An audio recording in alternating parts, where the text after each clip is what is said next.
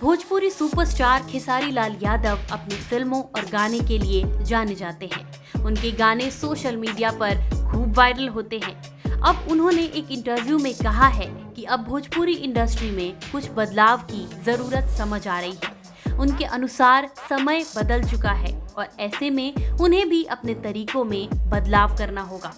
उनका कहना है कि अब वह भोजपुरी इंडस्ट्री को मॉडर्न बनाना चाहते हैं। भोजपुरी सुपरस्टार ने कहा कि अब जमाना बदल गया है, हम इंडस्ट्री को क्यों 20 साल पुराने वाले मॉडल पर चला रहे हैं, इसलिए हमें वह दर्शक नहीं मिल पा रहे हैं। उन्होंने कहा कि फिलहाल तो देश में लॉकडाउन है और सब कुछ बंद है, लेकिन जैसे ही लॉकडाउन खुलता है मैं खुद को भी बदलूंगा और इस इंडस्ट्री में भी बदलाव की शुरुआत करूंगा।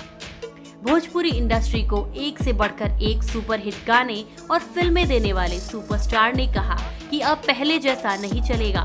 लोग एक ही तरह की फिल्में देखकर बोर हो जाते हैं। ऐसे में अब इस इंडस्ट्री में बदलाव लाना होगा।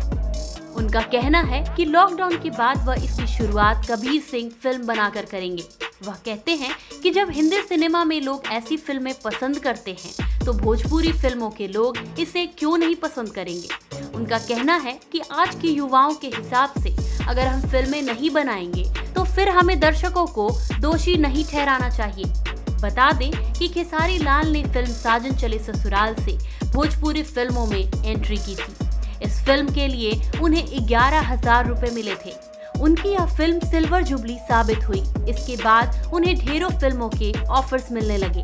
खेसारी लाल की दीवानगी ऐसी है कि दर्शक उनके फिल्म का बेसब्री से इंतजार करते हैं।